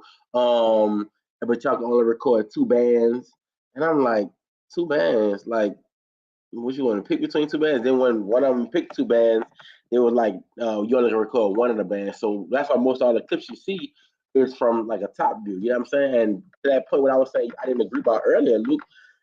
Cell phones gonna be around. You know what I'm saying? So whether we recording with a DSLR or like a high tech camera, somebody gonna film it. You know what I'm saying? Even if it was a cell phone, cause like if I was hard up and didn't have what I had and wanted to get my content, I'm gonna give me a hand gimbal and I'm gonna record my phone too as well. You know what I'm saying? So I guess when you talk about media, I'm switching over a little bit. It's like almost we good for when you want to bring up a memory, but when like for certain other points we don't be good. You know what I'm saying? Or even in a lot of these big entities case, we good when y'all need a clip of a band to promote y'all event, but we not good when we actually apply for credentials. You know what I'm saying? That just be getting me a lot of times. So like I hate to say it, but I can see myself. I might stop recording big battle bands. I just might like just leave it alone and only do my stuff for the culture. Like hit the bit like just how I wouldn't lie that I didn't talk about it, but I might just like if I one, I don't go nowhere I'm not wanted. That's my thing. If I feel like I'm getting vibes that I don't need to be here, cause I know my worth in this band shit or whatever we're gonna call it. You know what I'm saying? But I think that may be my next steps. Like if I get them kind of vibes, I feel like I'm doing too much to exude my gift or whatever. I'm fine. I could just I'm good with football games and high school stuff. I'm good. You know what I'm saying? So it's just a hassle, becoming like a hassle, and a lot of other media don't really talk about it. I think that's an episode we could have, how mistreated and misused that the media get. You know what I'm saying? Like a video like 2 Chainz come out, you know what I'm saying, with all these band clips on it. You know, promote the band, y'all will access to use the stuff then, but when it come down time for us to really like do stuff, it's always a hassle. It's always like you got to do this or these guidelines. I don't know, but that's my spiel on the whole thing. So first off, you were talking about the promotion, which I can definitely agree with you on that part. As a former promoter, I didn't remember seeing a whole bunch of stuff at all. But the other half of that is, did they have the capital to be able to do that type of promotion? Because you know, like I know, radio costs money. And radio, regardless of whether we want to realize it, radio is still a thing. People still listen to the radio. Radio promotion costs money. Even if you wanted to do something on, even if you wanted to do a commercial on television, you know that costs money per 15, 30, or 60. You know, how many times it's going to run, what time of the day it's going to run. You know, that matters, right? Comp tickets cost you, because you giving up seats for them comp tickets, and depending on how much you put in for that, you got to make those comp tickets up somewhere else on the back end. You have to prove that you're going to be able to get extra money back from those comp tickets that you give. So I think when it comes to the promotional side of it, I agree with you in the fact that there was probably not a lot of promotion, but I also will ask, or at least put it out there, that they may not have had the funds to be able to do that type of promotion. So that's the first thing. The second thing is, I know we've had this conversation before. And that conversation is when it comes to recording and things like that. I am not, and I want to make this very clear. And as a matter of fact, I might do that. As a matter of fact, I'm gonna get all the media folks, and we'll have a media show, and then we'll get to have these questions across the board. So Malik, get ready to turn your camera on, bro. But one of the things, I am not against the media, but there's 2 things that you got to look at. The first thing you got to look at is, while it's something that you truly invest in and you really believe in, and I think you do a great job. I think you're super dope. Garrett does a great job. Kev does a great job. I don't know where A1 Media came from. I don't know how long they've been doing it, but they're pretty new. But I'm saying that to say the market is becoming saturated, and people going back to the promotion. I mean, you got to be real, and going back to the promotional side, I'm not trying to miss money if you're recording it for free, because people already realize, well, shoot, I can sit at the crib and wait for somebody to go live. Case in point, Showtime. Most of the time, Showtime will go live. And I think this week it was BandTube that went live.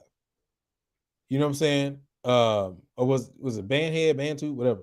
But I think Band HD, BandTube HD. Yeah. So that's the thing. If I'm a promoter, I'm missing out on money because you're going live, because people know that. So I think there is an argument for that. I think, and I'm just going to be real, and you know, when I set this media show up, I'll say the same thing, and we've said it before. I think that all of you all need to negotiate with these promoters and programs to have some type of way that, yes, you know, you go in and you record. So Smash Time gets all the recording rights for the All-Star Battle of the Bands, but you work in conjunction with the group that was holding the All-Star Battle of the Bands, and there's a fee to access your live stream. That way you get paid and they get paid. And then also that way that ensures that your product is still getting out. Now, there's going to probably... Well, go ahead. That's a brilliant idea. It is a brilliant idea. I'm not going against it at all. My question is to both of y'all, Quan. Would y'all consider y'all in the band culture, y'all band heads, y'all band culture, y'all out of culture. Would y'all consider band videos a part of band culture? You said what we consider what? Absolutely. Would you consider band videos a part of band culture? Absolutely. What? Look, so I think asking the question, I personally wouldn't say absolutely. I would say yes, but I also think to an extent. Okay. I'm an older person, right? So which is why I want your opinion. Because you say yes, and that's good enough for what I'm about to say. Not probably or whatever. The same way you say that like I feel like that's my argument in the sense like you want band, but you don't want the band culture. I get it, and I do get it from a businessman. I throw my own events, this, that, and the third. And I even thought of some of my events and some band like, should I let all these media guys come record? Because technically I'm a media guy. I can let everything come to my channel. I make all that money with the woo. But then I thought about it one day of the culture. You know, I don't think about it. I'm gonna say this. The participants in your event look forward to my product. You know what I'm saying? And it's been said, like from the head by the band director themselves. Like when I announced that I wasn't going this weekend, you should have seen my phone. My phone just blew up. You know what I'm saying? And I'm gonna just stick with that because it's like I get it, but of the culture, you kind of should know. Whether that be like, okay, y'all don't post until like a month later, y'all don't post until something like that, or like it's different ways you can go around it. But the kids that's a part of this program, like they want our view of things. You know what I'm saying? So I ain't saying that we should be obligated to get in these spaces because technically, you know, we're not entitled to nothing.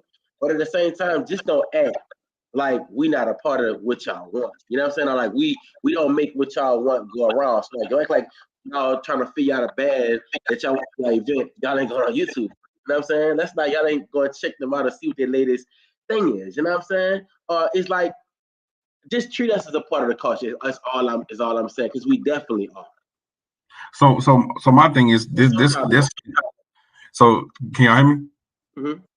So this kind of goes into what we was talking about previous, Luke, in regards of sense of community. So in my opinion, looking at the clips that I've seen, like on Instagram, I didn't fully see the battle, but they had a whole bunch of empty seats. My thing is this: with those media guys that film, you could have made a whole, like you said earlier, you could have made a whole team of them, told them don't post it yet, but they could have also connected those particular media guys with specific bands, had behind the scenes stuff, had the rights to it, everybody get paid for it, and you low-key make a movie out of it. My whole thing is, but we don't have a sense of community. So the problem is, it's like, nah, I'm gonna get me. See what I'm saying? So it's kind of like, I'm gonna worry about my band when you could have utilized them, because back in the day, before social media out, the music game, you had street teams. So you had a street team that people will go and put up posters up and flyers on your cars and different things like that. So allow those media guys to basically be your street team, because here's the truth. Looking at what took place now, I don't see you getting that much better for next year. So my thing is, if you're going to work, you need to work smarter and work with everybody that's in the culture. Is all the media teams a part of the band culture? Yes, because let's be honest, most of those events we're not going to go to. So my thing is this: so make a streaming aspect and be like, all right, so Smash Time, Killer Kev, such and such. Guess what? 4-5 of y'all, we're gonna make an automatic stream thing. Y'all gonna record it from these different angles. But like you say, make the link. We're gonna pay for it directly since y'all don't want to go. I think So that I ain't gonna say that's it too much matters like right. either, but it's multiple. In a nutshell, it's multiple ways that you can negotiate it. But I just know me. Like I don't mind being one of the vocal people to speak about how y'all. It was before I'm one of the last media to join for real, and I hate to say it may not seem like that, but like everybody who's been recording besides like somebody like A1 Media is at least 10 years in the game. I started this shit 17, 18. You know what I'm saying? I just worked that hard. You know what I'm saying? So a lot of the stuff that be going on, people won't say it. And I ain't had the problem with dealing with it, but it's more my problem when it comes for like big entities like this until they realize, you know what I'm saying, that like who I am, and now it's like, oh, such and such, now you can come or whatever. But I don't mind just doing, I could do without. You know what I'm saying? Because I know for sure what I do is good. You know what I'm saying? I'm just not about to, I ain't gonna say kiss ass, bro, but I'm fine. I think I'll be okay. It's like if it's almost like a know your worth situation. You know what I'm saying? And just like with that, it's like if somebody gonna do it for free, because somebody want the viewership. You know what I'm saying? But I ain't that guy in a sense to get treated a certain way to work, if that makes sense. When I know for sure I'm good. I can just, like I said, if it keep getting like this to the point for an event like that, and the craziest part about that is, I know I could have went in with either one of those schools. You know what I'm saying? Just because the banner, I walked in with them, filmed, did my thing. It's the principle for me. You know what I'm saying? Like I don't want to just like use my connections to get some content when I know I could be doing it the right way. You know what I'm saying? Instead of like sneaking in this, you know what I'm saying? Whatever band come down, hey, Mr. Yada Yada, let me feel this right with y'all and just tell them I'm with y'all. Like I got bigger things I can ask for a favor from a band from rather than like record a content for somebody that kind of don't even want you to, in a sense. So, and I ain't say everybody can't say that. It's just my thing is just knowing my work, and I'm not about to kiss nobody but to film nothing like that when I know I'm valued and wanted other places. You know what I'm saying? So, but I definitely get what y'all saying, bro. I definitely get what y'all. So I wanna say this, because I do want to answer that whole culture thing.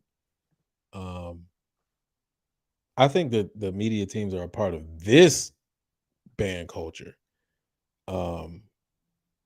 But that goes back to my idea of traditions and stuff like that, right? Because like traditionally, there were no media teams. It was if a dude had a camcorder and he recorded it and somebody got the VHS, that was the media team. And most of the time you didn't see it, right?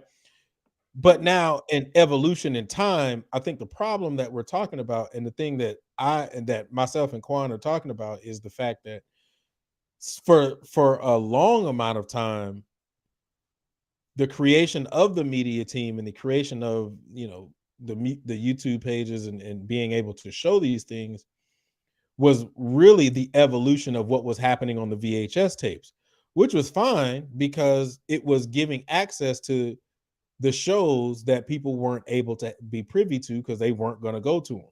So case in point, if I live in Poonduck, California, but I really like Jackson, I ain't going all the way to Jackson to see a goddamn boombox. I'm just not, unless I'm, I got the money to just do it. I can just watch it on YouTube. So it created a lane and an avenue for things. Yes. So that's why I say I kind of feel like they are. But here's the truth of the matter. The truth of the matter is we talking about money and we talking about business. And the fact of the matter is people ain't trying to lose money. And people are getting hip to the game that, well, if I'm throwing this event and I'm coming out of my pocket, now, mind you, yeah, it could be a tax write-off. Let's keep that 100%. If you got your LLC or you even got a sole proprietorship, you can still use it as a tax write-off. But That's my why point, when you say about the money, about the promotion, I'm like, you're not about to tell me you got enough money to have the Mercedes-Benz Stadium and I have enough money for promotion when all of this. yeah, but that's, I feel you. But my point that I'm trying to make is we talking about money in business. People are trying to operate in money in business. And somebody realizes I'm putting my money up, I'm investing my money into this, but then you can come in and you can just record whatever you want for free. Nah, bruh. So I think there are arguments on both sides that you're making, but I think the same thing that me and Quan are saying is work out and negotiate deals, because most of the time, a lot of these people ain't really band heads. They're not, and that's why I wouldn't really trip, because I can tell by the email and the name on the email that like these not people of the like who know what's going on. You know what I'm saying? And that's why these people are business. They only talking business and money. And if that ain't the conversation, then they don't want to have it. They don't. I'm gonna be honest with you, bro. And you said it.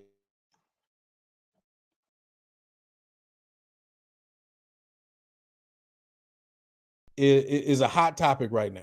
Let's just keep.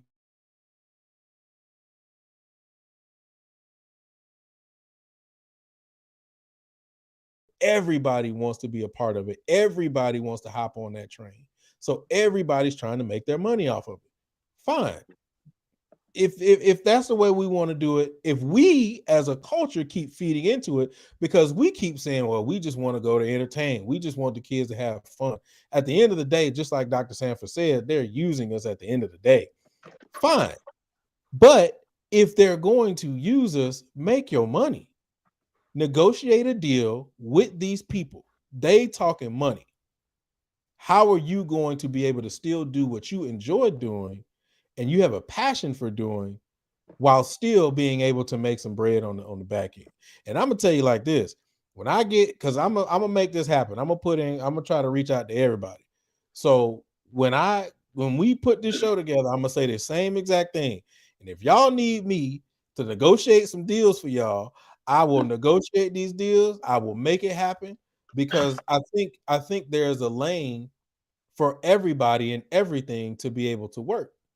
But in order for that to be able to work, well, the smart people got to be on the right page, because what's going to end up happening, I'm going to be very honest, somebody's going to negotiate a deal and they're going to work out that deal, and everybody else going to be left out in the cold still trying to get in for free.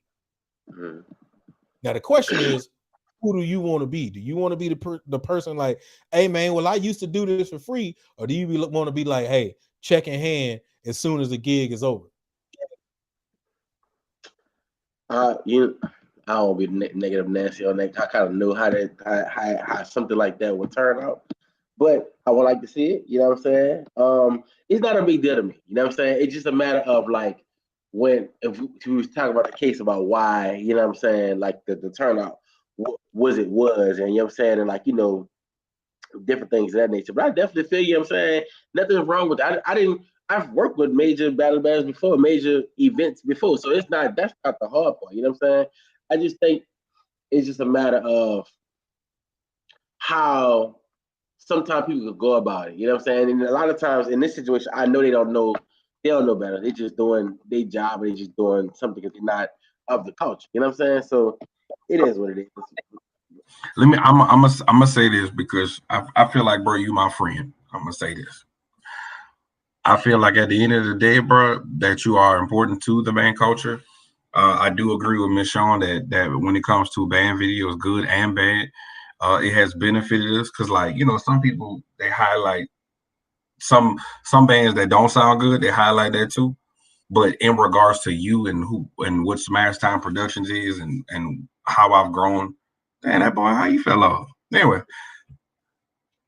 and how you've grown and been to Midwest and done all type of things over this short stint that I've known you, I do believe that you should, like a situation like that, you Garrett are the people that need to be in those conversations.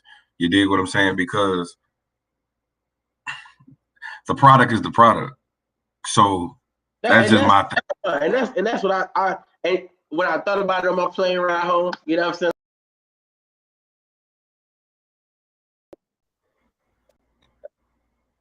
What's going on? I do not know what just happened. I have no clue what just happened. Some Power Just- Ranger type stuff. Keep Just go ahead and say what y'all was saying. Go ahead. I don't know. I like that's just always my thing, bro. I said, bro, if this really affected you, you know what I'm saying? Like, nah, I mean, like, one, like you said, it wasn't nobody else for referee. You know what I'm saying? Two, like, it's just a matter of like, it's okay if I really wanted to, I could have finessed the way around it, but I'm just big on principle. Like you said, my product is my product. I don't have a problem with missing the event like that. But I'm just thinking, I also think too, because back to that saturated thing you said, I don't think the game's saturated. You know what I'm saying? Because one way I got my name in this thing, I don't film people with nobody want to film. You know what I'm saying? I don't mind going to two schools that just nobody just don't care about. I'm gonna find some type of joy in it. You know what I'm saying? I love band. You know what I'm saying? And if other people thought that way and gave everybody like this kind of exposure, you can grow and have a big platform too. You know what I'm saying? You just can't go to the boom boxes of the world. You know what I'm saying? Or the classics of the world. You know what I'm saying? They have other games that you can go to and get content because somebody is deserving of it. You know? So I don't think the game's saturated in that way, but I'm fine with it. It just I understand when we was talking about factors about why that just came up. Like, damn, oh yeah, and that happened. I ain't speak on it, but a lot of other people felt the same way. They just ain't say nothing. So I say going into this, that all these battle bands coming up, I want to see how next year gonna roll on. You know what I'm saying? I want to see what's gonna happen next year. It's competition amongst all the events, and they might not want to look at it like that way, but it is. Like Honda, just how what it look like it's gonna be. You know what I'm saying? Like, and it's the same day as Mount Top and, you know, Mardi Gras weekend. And, you know, like, so we'll see what all happens next year. So that's my time. Well, I'll say this too, and then I'll let you go because I know you said you was under the weather. I think going back to what I said before, I think we are kind of like banned out at this point.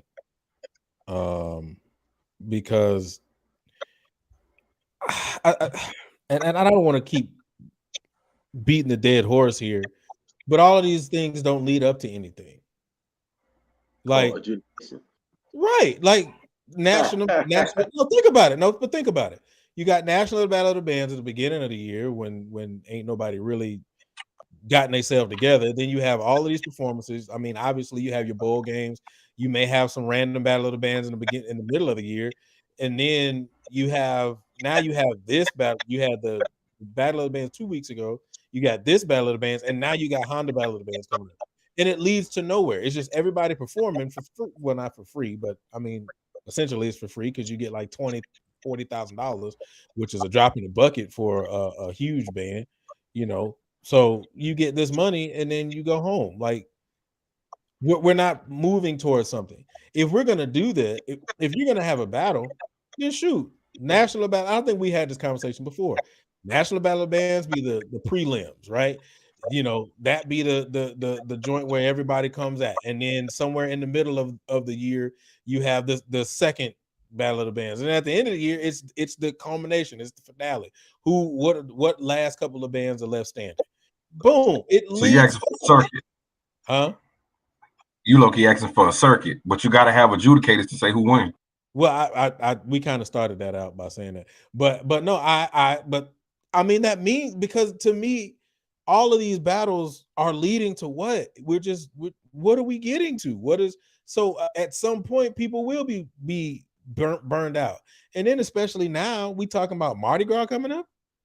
So now we got Mardi Gras bands.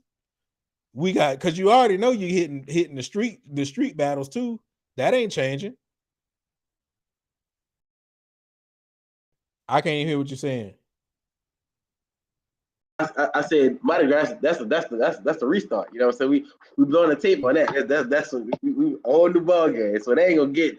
We ain't burnt out over there. We actually want to see that. And some of these high schools this year, I just hope y'all tuning in because it's a war zone out here, choir. But I feel you. I definitely feel where you coming from with it. You know what I'm saying? I just think that it was a mixture of all, like maybe they all banned out, but that adjudication thing, I would like to see it, but I don't understand how it would work when all the bands have different styles and like I don't know, bro. That's It's Listen, simple. yeah, I'm about You to get retired. You get retired collegiate band directors. You get your Dr. Sanfords. You go get your Paul Adams. You go get your real talk. Go get them and real talk. Put them in different booths where they don't even see each other.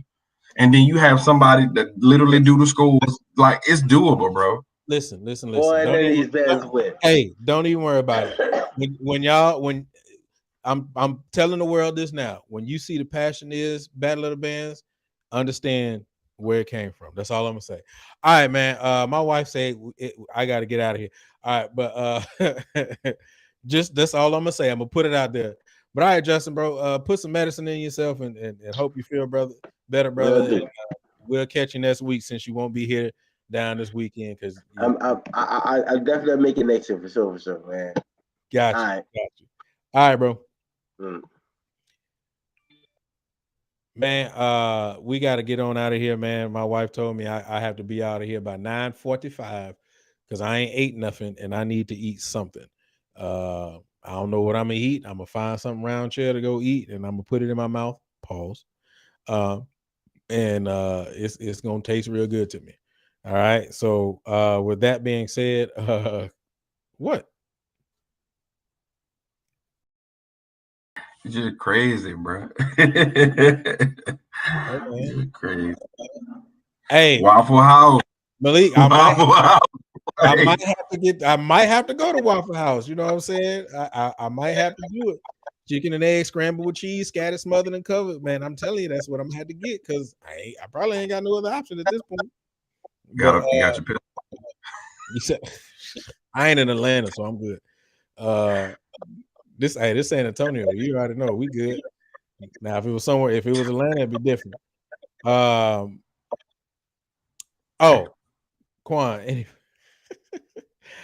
any final thoughts? Anything you got for the culture, bro? Nah, band directors, check on your mental health.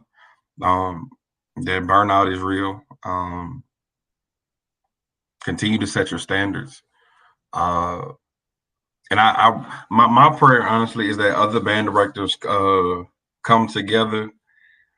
And honestly, some of the things that we're endeavoring through, like fill each other cups as a community, if that makes sense. Because that burnout is real. But again, Julian, he's gonna play the commercial. Please donate to Marching Pride of Sunnyside, Worthington, Washington campaign. Basically, I'm being told I'm gonna be playing the commercial. I guess I'm gonna be playing the commercial. So I guess once we get do the people want the song? Do the people want the song? No, I can't be all that. I'm in here in this hotel. But no, man, this has been a super great episode. Portia couldn't make it tonight. She had to handle some business. And what I do want to say, family, is y'all keep Maya in y'all prayers, man. Some things are going on with her. So y'all just keep her in your prayers. I ain't gonna be telling everybody what it is. Just pray. That's all I ask. But I do want to also say, man, just make sure that we invest in each other. Just continue to invest in each other and continue the growth that we're supposed to be doing. Remember, all traditions ain't really traditions. They just something that somebody made up, and we just said we just gonna keep it as a tradition. Anyway, I ain't got nothing else, man. I'm gonna play this commercial as soon as I close out, because if I don't, he gonna be mad at me. And then other than that, man, you guys have a great one, and we will see you guys next week.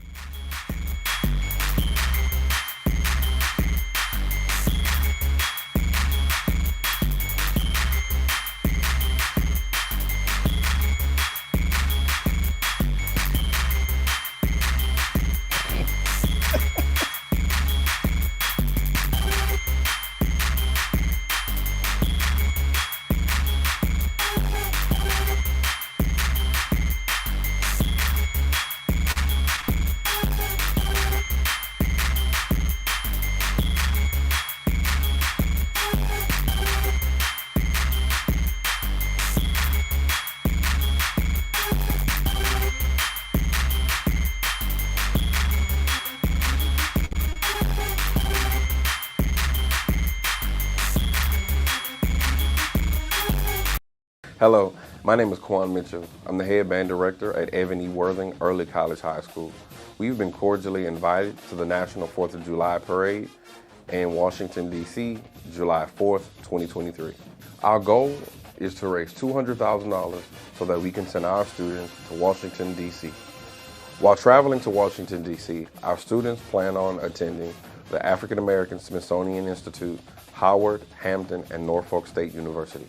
We're accepting all forms of monetary donation. To donate to this specific endeavor, please donate directly to our PTA association, and in your memo section, please put Marching Pride of Sunnyside. We'd like to thank all of the donors that have contributed to our program thus far, and we'd like to thank all sponsors and contributors for donating to our From Worthing to Washington campaign.